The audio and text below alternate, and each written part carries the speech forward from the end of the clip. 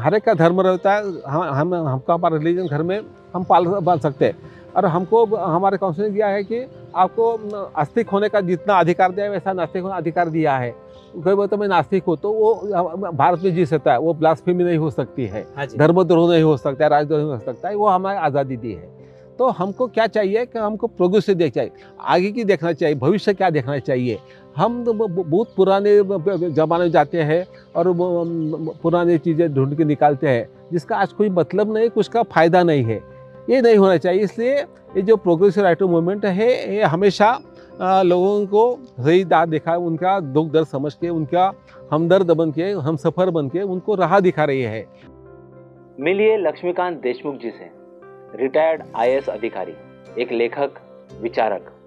अपने प्रशासकीय काल में उन्होंने देश की विभिन्न पद पर सेवा की, जैसे जिला अधिकारी कोल्हापुर, मुख्य कार्यकारी अधिकारी जिला परिषद सांगली, क्रीड़ा आयुक्त महाराष्ट्र राज्य पुणे, मनपा आयुक्त अकोला, कार्यकारी संचालक फिल्म सिटी गोरेगांव मुंबई। उन्हें अथक मेहनत और देश सेवा के लिए प्रशासकीय कार्य में विभिन्न सम्मान मिले, जैसे आदर्श जिला अधिकारी, नेस्कैम सोशल ऑनर अवार्ड स्त्री भ्रूण हत्या रोकथाम के लिए, Times of India social honour award. साहित्य में भी उनकी भूमिका सराहनीय रही, जैसे कि अखिल भारतीय साहित्य सम्मेलन बड़ौदा 2018 के अध्यक्ष पद पर वो नियुक्त हुए, 2015 में नांदेड़ मराठवाड़ा साहित्य सम्मेलन अध्यक्ष पद, और इसके साथ साथ अन्य 20 से भी अधिक साहित्य सम्मेलन में वे अध्यक्ष पद ग्रहण करते रहे। लक्ष्मीकांत देशमुख जी आईएएस अधिकारी होने के साथ साथ एक स्वतंत्र लेखक भी रहे। उन्होंने 10 कादंबरी, 12 कथा संग्रह और ललित गद्य 3 प्रशासन पर किताबें, 2 उर्दू शायरी पर ललित चरित्र ग्रंथ और लगभग कुल मिलाकर 33 किताबों के वो रचयिता रहे।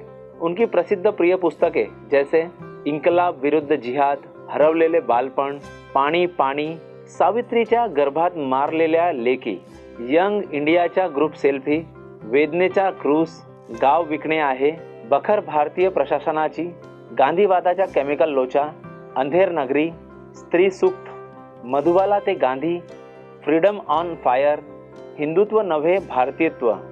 उन्हें उनके साहित्य सराहनीय कार्य के लिए विभिन्न पुरस्कार भी प्राप्त हुए। आइए मिलते हैं लक्ष्मीकांत देशमुख जी से। दर्शकों, स्वागत है आपका आवाज़ इंडिया पे। हम आवाज़ इंडिया के माध्यम से तमाम उन पहलुओं को छूते हैं जो आपके जीवन में एक तरीके से प्रभाव डालते हैं। इसी फेरिस्त में आज हमारे साथ हैं लक्ष्मीकांत देशमुख सर, जो रिटायर्ड आईएएस अधिकारी हैं और महाराष्ट्र में तमाम उन पोस्टिंग पर उन्होंने अपनी सेवा दी है। लगातार वो अपनी सेवा देते रहे हैं। सर, आपका स्वागत है। धन्यवाद। और सर का परिचय ऐसा है कि सर साहित्यकार भी हैं। सर अपने लिखान के माध्यम से, अपने आर्टिकल के माध्यम से, अपने मैसेज के माध्यम से देश और दुनिया के लोगों को एक गाइडेंस भी देते हैं। सर, हम देखते हैं कि एक अधिकारी जो होता है, एक प्रशासकीय अधिकारी होता है, वो इतना बिजी होता है कि उसको अपने शेड्यूल में भी उसको काफ़ी इतना यानी बिजी रहता है वो। इन सब चीज़ें के शेड्यूल होते हुए भी आपने लिटरेचर में भी, साहित्य में भी काम किया है। आप थिंकर भी है। आप जो देश और दुनिया में जो घटित हो रहा है उसके ऊपर आपके रिमार्क भी आते हैं। आपने कैसा इन सब चीज़ों को मैनेज किया सर? इसका एक ही जवाब है, वो टाइम मैनेजमेंट एंड डिसिप्लिन। मैं हमेशा अर्ली राइजर रहा हूँ। मैं सुबह रोज़ 4 बजे उठता हूँ और 3 घंटे तक मेरा लिखना, पढ़ना, चिंतन करना एक काम होता है। इसलिए मैं सर्विस में जब रही था तो 7 के बाद मैं सर्विस का काम देता, एक पहला फ़ोन आने के बाद बंद कर देता मैं लिखना, फिर तो थोड़ा सा वर्जिश करना, फिर बाकी नाश करना, फिर काम भी जुट जाना, ये मेरा था। और संडे में मैं आफ्टरनून लिखता पढ़ता रहता था।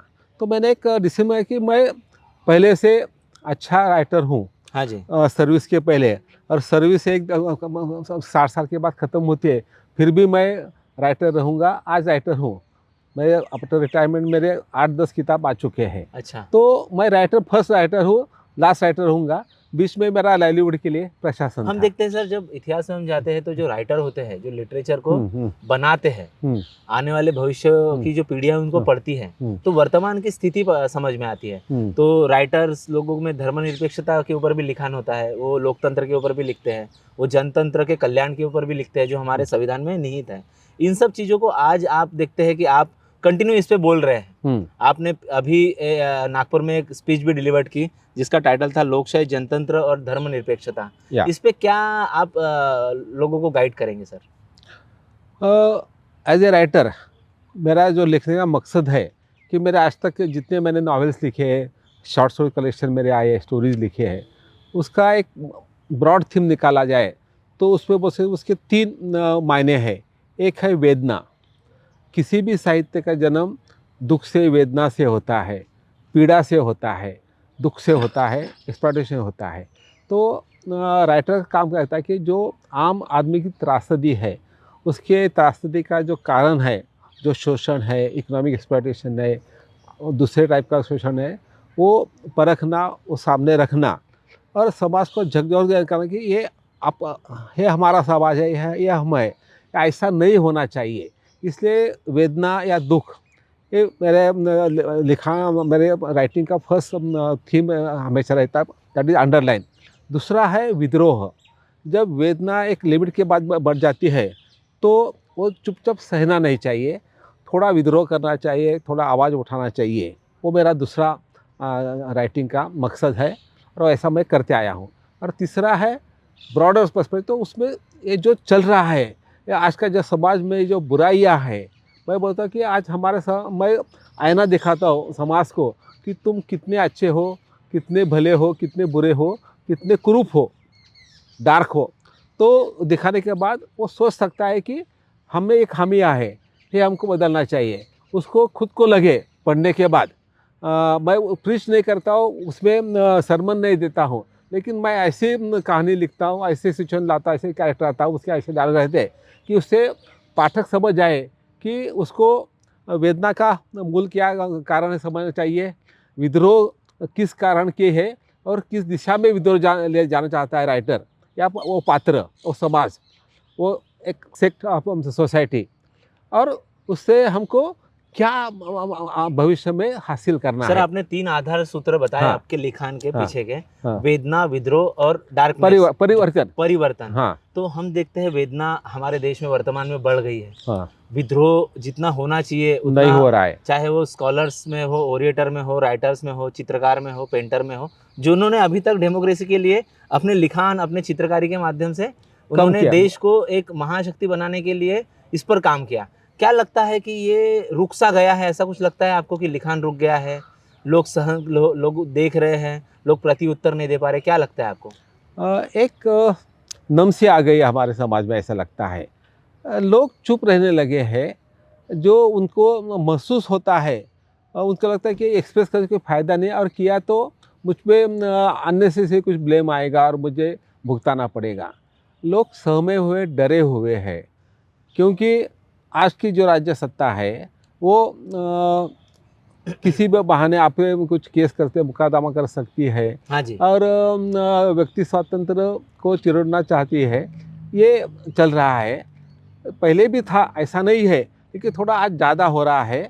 और मीडिया कंट्रोल करने के बाद जो विद्रोह होता है, जो हम जैसे लोग बात करते हैं, हम मेरे ख्याल जो बहुत सारे निर्भीक ढंग से बहुत सारे मैंने बातें रखी है, हमारे जो आपका विषय सेकुलरिज्म है। नहीं है तो, लेकिन उसका क्या है, पेपर में बहुत कम आता है, एक आध प्यारा आ सकता है, वो भी बहुत संतुलित आ सकता है। उसमें का जो मेरी वेदना है और मेरा जो विद्रोह है कि ये ऐसा नहीं होना चाहिए। विद्रोह मतलब कि ये जो चल रहा है अच्छा नहीं है, ये ख़त्म होना चाहिए, इसके लिए मैं आवाज़ उठाता हूँ। लेकिन सर हम हाँ। दूसरा पहलू भी देखते हैं कि बहुत सारे लोग लिख भी रहे हैं, हाँ, छोटे गांव से, कस्बों हाँ, से, जो आपको सुन रहे हैं अभी, हाँ, वो लोग भी लिख रहे हैं, हाँ, लोग बोल भी रहे हैं। लेकिन आपने बोले कि अखबारों में नहीं आता, मीडिया में नहीं आता, लेकिन हमारे जैसे चैनल उनको दिखाने की कोशिश भी कर रहे हैं।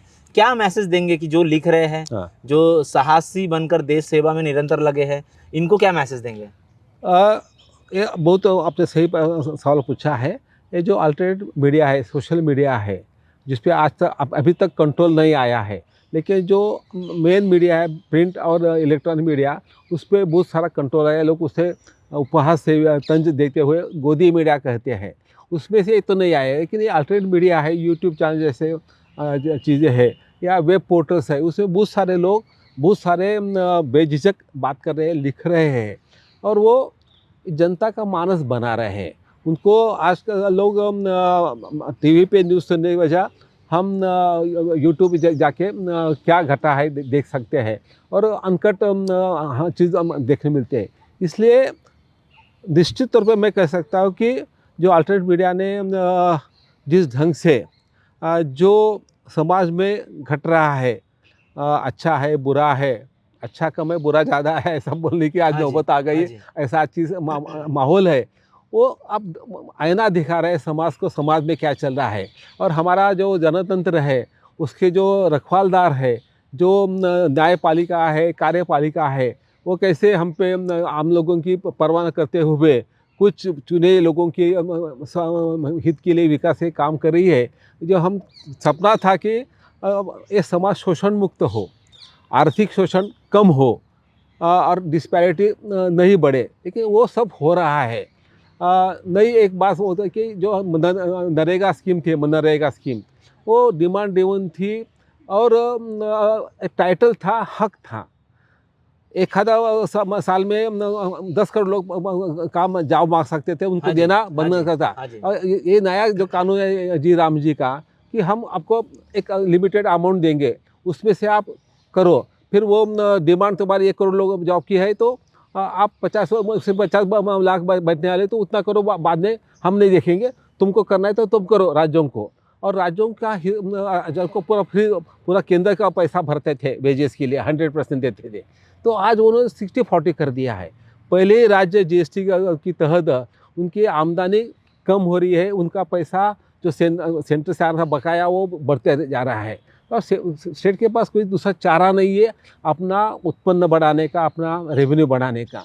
तो इसमें ये जो बर्डन है, समझो 100 करोड़ रुपए एक डिस्ट्रिक्ट सब नागपुर ने खर्चा क्या क्या है लास्ट ईयर, इसको उतना करना है तो तब स्टेट गवर्नमेंट सिर्फ 5 करोड़ देती हाँ थी, जी, बाकी हाँ जी। 95 करोड़ सेंटर से मिलते थे। आज हमको 40 करोड़ देना पड़ेगा। फिर राज्य के पास पैसा कम है तो वो उस मात्रा में रोजगार कम हो जाएगा।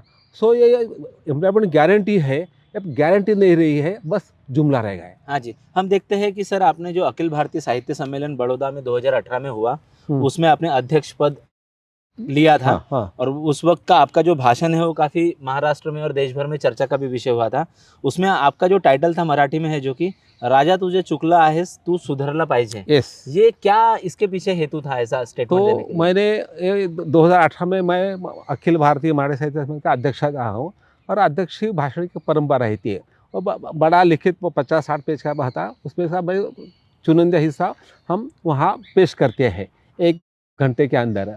तो उसमें मैंने मेरा भूमिका क्या थी कि मैं एक ऐसा राइटर हूँ जो प्रेमचंद परंपरा का पाइक है।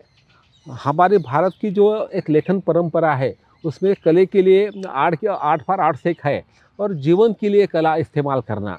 इसको हम हिंदी उर्दू में 1930 1940s में सज्जाद जहीज, मुल्कराज आनंद, रविंद्रनाथ टैगोर और प्रेमचंद जैसे लोगों ने प्रगतिशील लेखक राइटिंग जो आज मूवमेंट भी आदर्श है युवाओं का। प्रोग्रेसिव राइटर मूवमेंट शुरू कर दी थी और वो हिंदी उर्दू में काफ़ी चली है। वो क्या बोलते हैं कि जो हमारा समाज में दुख दर्द है वो हमको दिखाना चाहिए और उसका उपाय भी देना चाहिए और लोगों को, हमको गरीबों की आवाज़ बनना चाहिए कि हम सुख की कहानियाँ कितने लिख, 1 या 2 लिख सकते हैं, लेकिन जो हमारा दुख दर्द है आदमी का, वो हर आदमी का अलग रहता है, लेकिन उसके पीछे एक धर्म सत्ता रहती है, समाज सत्ता रहती है, राज सत्ता रहती है और अर्थ सत्ता रहती है। कि धर्म के जो ऐसे कानून है, कुछ रूढ़ी परंपरा है, उससे लोगों को त्रासदी होती है। ऑनर किलिंग, क्या जाति के बाहर शादी की तो ऑनर किलिंग करते हैं। ये धर्म सत्ता का एक एग्जाम्पल है, जैसा सराठ फिल्म आई थी हाँ जी, या हाँ जी, हिंदी धड़क 2 आई थी, हाँ जी। वो बहुत अच्छे दिखाया है। ये धर्म सत्ता के कारण आदमी का दुख बढ़ रहा है। दूसरा राज्य सत्ता, तो आप सर गवर्नमेंट, ऐसा बोलना चाह रहे हैं कि धार्मिक कट्टरता की वजह से भी साहित्य निर्मिति में भी कहीं ना कहीं हाँ खलल आ धर्म रहा है? सत्ता क्या आज ये नहीं, धर्म सत्ता का जो है कि उसमें लोग जाति प्रथा मानते हैं, जाति के बाहर शादी नहीं करना, धर्म के बाहर शादी नहीं करना, किया तो बाप और उसके भाई अपने लड़की को मारते, बहन को मारते, या उसका जो पति है उसको मार देते। हमारा देश, हमने जो सपना देखा था हमारे कॉन्स्टिट्यूशन फाउंडर्स ने, डॉक्टर अम्बेडकर साहब ने, पंडित नेहरू गांधी जी ने, कि एक ऐसा भारत बने जहाँ शोषण नहीं होना चाहिए और कोई भेद नहीं होना चाहिए, जाति भेद नहीं चाहिए, लिंग भेद नहीं चाहिए, जेंडर डिफरेंसेस नहीं होना चाहिए, और आर्थिक विषमता कम से कम होनी चाहिए, वो मिटाना हमारा ध्येय है।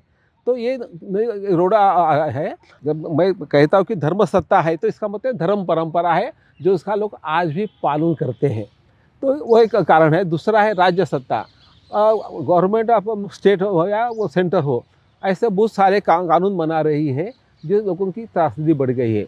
उनको किसी डाउट पे उनको अरेस्ट कर दिया तो उनको सालों साल बेल नहीं मिलती है। हमारा कानून क्या कहता है कि bail is the norm, normal है, और जेल इज एक्सेप्शन है। हाँ जी। तो आज उल्टा हुआ है, आज बेल मिलती नहीं, 5-5 साल, 2-2 साल, 3-3 साल नहीं मिलती है। जैसे उमर खालिद है, या भीमा कोरेगांव केस में 2 डज़न इंटेलेक्ट लोगों का अरेस्ट किया था, वो 2 साल 3 साल के बाद छूटे हैं, और 3 साल में कुछ भी नहीं हुआ, चार्जशीट नहीं दाखिल हुई है, कुछ भी नहीं हुआ है। तो ये प्रोसेस पनिशमेंट हो गई है, ऐसा नहीं होना चाहिए। यदि उन्होंने गुनाह किया है, देश के खिलाफ कुछ काम किया है, तो जरूर उसको सज़ा मिल जाए, कोई भी देशद्रोह बर्दाश्त नहीं करेगा, लेकिन उसको उसकी एक वाजिब वजह चाहिए, आपके पास कुछ ठोस एविडेंस चाहिए, उसके बिना आप अरेस्ट नहीं करना चाहिए। और जो नए कानून बने यूपीएआर या न्याय का, वहाँ बेल मिलना बहुत ही मुश्किल हो गया है कि हमको प्रूव करके हम इनोसेंट है, और हम वो काम स्टेट का है। और हाँ जी। हमारा नाम क्या है कि जब तक गुनाह साबित नहीं होता कोर्ट में, तब तक आप गुनहगार नहीं है। हाँ जी। अब यहाँ आप गुनहगार समझते हो, बोलते तुम गुनहगार नहीं, बेकसूर हो, तुम साबित करो। हम जेल में हैं, हम कैसे साबित करेंगे? सर आपने प्रेमचंद की बात की, साहित्य में काफी बड़ा नाम है। हम देखते हैं आमिर खुसरो, दादू, या फिर हम देखते हैं कि साहिर लुधियानवी, अमृता प्रीतम, ये सारे जो चेहरे हैं, इनके लेखनी में हमको देशभक्ति झलकती थी, हमको देश प्रेम झलकता था। लेकिन क्या युवा, भारत के युवा इनके सारे लिखान से दूर होते जा रहे हैं? और एक जो वातावरण बन रहा है हिंदू मुस्लिम का भी हमको दिखता है कि हमेशा उर्दू का विरोध हो जाता है, हमेशा फोबिया की बात हो जाती है, पर्टिकुलर धर्म के ऊपर अटैकिंग हो जाता है। इन सब चीज़ों के लिए क्या आप निवारण देखते हैं? नहीं, देखो, आपने जो नाम गिने हैं सब बड़े प्रोग्रेसिव राइटर थे, उन्होंने वो मॉडर्न थे और धर्म के ऊपर उठे थे कि हर एक का धर्म रहता है, हमका हमारा रिलीजन घर में हम पाल सकते हैं। और हमको हमारे काउंसिल किया है कि आपको आस्तिक होने का जितना अधिकार दिया है वैसा नास्तिक होने का अधिकार दिया है। कोई बोलता मैं नास्तिक हूँ तो वो भारत में जी सकता है, वो ब्लास्फेमी नहीं हो सकती है, धर्मद्रोह नहीं हो सकता है, राजद्रोह नहीं हो सकता है, वो हमारी आज़ादी दी है। तो हमको क्या चाहिए कि हमको प्रोग्रेस देखना चाहिए, आगे की देखना चाहिए, भविष्य क्या देखना चाहिए। हम तो बहुत पुराने ज़माने में जाते हैं और पुरानी चीज़ें ढूंढ के निकालते हैं जिसका आज कोई मतलब नहीं, कुछ का फ़ायदा नहीं है। ये नहीं होना चाहिए। इसलिए ये जो प्रोग्रेसिव राइटर मूवमेंट है, ये हमेशा लोगों को सही राह दिखा, उनका दुख दर्द समझ के, उनका हमदर्द बन के, हम सफ़र बन के उनको राह दिखा रही है। और आज के समय में भी ये प्रेमचंद हो या शाहिर हो, कैफी आज़मी साहब हो, फैज़ साहब हो, ये आज भी पढ़े जाते हैं। जो रेख्ता का दिल्ली में बड़ा जलसा होता है हिंदी उर्दू का, वहाँ लोग बाहर से लोग जाते, टिकट निकाल के, खुद के पैसे निकाल के। और जो बहुत सारे महाराष्ट्र में परंपरा विद्रोही साहित्य सम्मेलन की, विद्रोही साहित्य प्रोटेस्ट लिटरेचर का सम्मेलन होता है हर साल, वहाँ लोग बहुत आते हैं, यंग आदमी आता है। तो जो पढ़ा लिखा जाति समुदाय के लोग आते हैं, अब उसका जो परसेंटेज अब थोड़ा कम है। मैं लगता है बहुत ज़्यादा लोग उससे जुड़ जाए और सोचे खुद को। सर अंत में हम चर्चा के अंत में हैं, हम देखते हैं कि आप हमेशा पंचसूत्रीय कार्यक्रम की भी बात करते हैं, मॉडर्नाइजेशन की भी बात करते हैं, और बाबा साहब के अत्यधिक भव के बाद में जो बुद्धिज्म को बाबा साहब ने अंगीकार किया, उसके ऊपर भी आपके एक विश्लेषणात्मक क्रिटिक्स आते रहता है। क्या पंचसूत्री का कार्यक्रम को कम शब्दों में साझा करेंगे सर? पंचसूत्री इसमें क्या ये है कि पहला सूत्र है कि हमारा जो कॉन्स्टिट्यूशन है उसका जो प्रीएम्बल है, और हमने जो वादा किया भारत के लोगों से कि हम हर एक को सोशल और इकोनॉमिक जस्टिस देंगे, न्याय देंगे, वो पहला सूत्र है। दूसरा हर एक को समता इक्वालिटी का अधिकार देंगे। ये दो अधिकार है। और हमने वादा किया है कि हमारा देश समाजवादी बनेगा, सेकुलर रहेगा। सेकुलर था, सेकुलर रहेगा। समाजवादी नहीं था, सामंतशाही थी, बहुत एक्सप्रेशन था। तो हमको इक्वालिटी के लिए, आर्थिक समानता के लिए समाजवाद चाहिए, लोक कल्याण के लिए समाजवाद चाहिए, ये हमारा वादा था। और हम पहले से सेकुलर थे, हम सहिष्णु, क्योंकि भारतीय लोग सहिष्णुता है। जो यहाँ जो भी लोग आए, जिस मज़हब के लोग आए, उसका हमने स्वागत किया है। हर कोई नया विचार है, उसका हमने स्वागत किया है। उसकी बड़ी मिसाल तो महात्मा गांधी जी थे। हाँ जी। वो खुद बोलते कि मैं सनातन हिंदू हूँ, लेकिन मैं बोलता हूँ कि मैं हर धर्म का आदर करता हूँ। उनका ये कहना था कि भारत में हर धर्म के लोगों को खुले दिल से रहना चाहिए। फाइनल उसमें जो सूत्र है फ्रेटर्निटी, बंधुता, जो डॉक्टर अंबेडकर साहब ने उसमें डाला था, जो पहले नहीं था, जो पंडित उसमें नहीं था, कि वो बोले कि समता और न्याय तब तक लोगों को नहीं मिल सकता जब तक हम एक दूसरे के साथ बर्ताव हमारा बंधुता का नहीं रहेगा, भाई जैसा चारा नहीं रहेगा। ये भाईचारा हमारी निशानी है कि एक आदमी दूसरे आदमी से प्यार करना चाहिए। और उसका सबसे सिंपल क्या रूल है जिंदगी का, कि आदमी को आदमी से पार करना चाहिए, और प्यार करने में भाईचारा या फ्रेटर्निटी चाहिए। ये 5 सूत्र के इम्पोर्टेंट। मैं फिर दोहराता हूँ, न्याय, सामाजिक आर्थिक न्याय, सेक्युलरिज्म, समाजवाद यानी इक्वालिटी, बंधुता और मिलजुल के रहना। हम देखते हैं कि सर जब भी हम इतिहास में जाते हैं तो एक जालिम वर्ग होता है और एक मजलूम वर्ग होता है। तो हाँ। आज हम देखते हैं SC ST OBC VJNT या मराठा कम्युनिटी, आप मराठा कम्युनिटी से आते हैं, क्या मैसेज देंगे जो बाबा साहब को लोग समझ रहे हैं, बाबा साहब को, कबीर को पढ़ रहे हैं, रविदास को पढ़ रहे हैं, संत गुरु नानक को पढ़ रहे हैं, और जो प्रोग्रेसिव मूवमेंट हम शिवाजी महाराज का सच्चा इतिहास लोग पढ़ रहे हैं, अभी बड़े बड़े ग्रंथ आ गए, तुकाराम को पढ़ रहे हैं, तो क्या मैसेज देंगे आप लोगों को कि कैसे आप धर्मनिरपेक्षता के भविष्य को, लोकतंत्र के भविष्य को बचा सकते हैं? मैं फिर डॉक्टर बाबा साहब अम्बेडकर की बात लेके आगे बढ़ूंगा। ये इसका पूरा जवाब दूंगा कि ये सब बहुत बड़े संत हुए, लेकिन हर एक का नाम उनको बताना मुश्किल है दिए हुए समय में। लेकिन डॉक्टर अम्बेडकर के मिसाल देके कहूँगा, डॉक्टर अम्बेडकर कौन गुरु थे? गौतम बुद्ध थे, कबीर थे, संत कबीर थे, और महात्मा फुले जी थे। गौतम बुद्ध, उन्होंने आखिर में धर्मांतर किया, उन्होंने बौद्ध धर्म में प्रवेश किया है, वो धम्म था। उन्होंने पूरे, जब उन्होंने कहा कि मैं हिंदू में जाति प्रथा है, जब तक रहेगी हम खुशहाल नहीं रहेंगे। जब महात्मा गांधी ने उनको अपील की कि मेरा कोई देश नहीं है, मैं यहाँ का नहीं हूँ, क्योंकि मैं don't belong to this India, तो उनको एक वेदना थी। गांधी जी ने कोशिश की, लेकिन भारत में उतना परिवर्तन नहीं हुआ, आज भी नहीं हुआ इतने सालों के बाद भी। इसलिए बाबा साहब अम्बेडकर ने धर्मांतर किया, और उसने वो बुद्ध धर्म क्यों पूरे धर्म का स्टडी किया। वो क्या बोलते हैं कि बाकी सर्व जो मज़हब है, रिलीजन है, वो उसका कोई तो एक गॉड है, गॉड का सन है, सन ऑफ गॉड है, जैसा यीशु है, और मैसेंजर ऑफ गॉड है, जैसे कि मोहम्मद पैगंबर साहब है।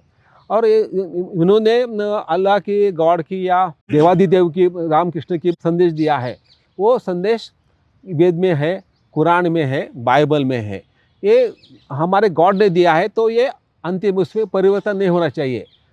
लेकिन गौतम बुद्ध ऐसा बोलते हैं कि कोई भी धर्म परिवर्तन नहीं है, कोई भी किताब एक अपरिवर्तन नहीं हो सकती है, उसमें वादा होना चाहिए। वो बोलते हैं कि भाई रीज़न का, उन्होंने ये तीनों धर्मों में जो पता है कि आपको मोक्ष, अच्छा काम करो, आपको सेवा करो, दान दक्षिणा करो, तो आपको मोक्ष मिलेगा, स्वर्ग मिलेगा।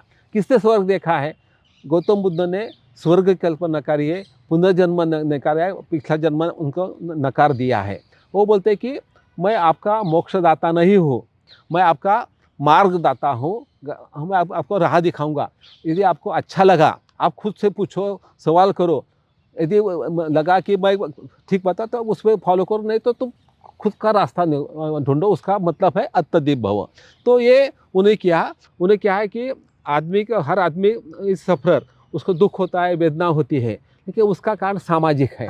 और सामाजिक कारण के लिए हमको सोशल इक्वालिटी चाहिए। तो ऐसा कहने से वो किया है। तो मैं बोलता हूँ कि बाकी धर्मों से ये अलग है, और ये मोस्ट साइंटिफिक आज का मॉडर्न धर्म है। आप भले बौद्ध धर्म स्वीकारो मत करो, उसकी जो सोच है वो सोच यदि आपने अपना लिए और अपनी ज़िंदगी में उसका पालन किया तो ये भारत देश और ये दुनिया बेहतर हो जाएगी, भाईचारा बढ़ेगा और वो जो धर्मांधता है हमारी वो कम हो जाएगी। हमको हमेशा वर्तमान में जीना है और भविष्य का राह देखना है, पीछे मुड़ के देखने की ज़रूरत नहीं है।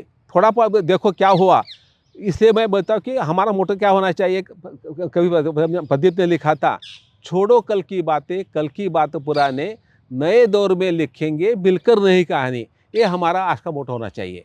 समाधान को ढूंढते ढूंढते आपको सत्य का भी पता चलता है। सत्य की खोज करने के बाद आप देखते हैं कि जो उसका प्रकाश है वो आपके जीवन में लालायित हो उठता है और आपका जीवन परिवर्तित होता है। बाबा साहब भी रिकंस्ट्रक्शन ऑफ सोसाइटी की बात करते हैं, रीथिंकिंग की बात करते हैं और रिकैलिब्रेशन की बात करते हैं।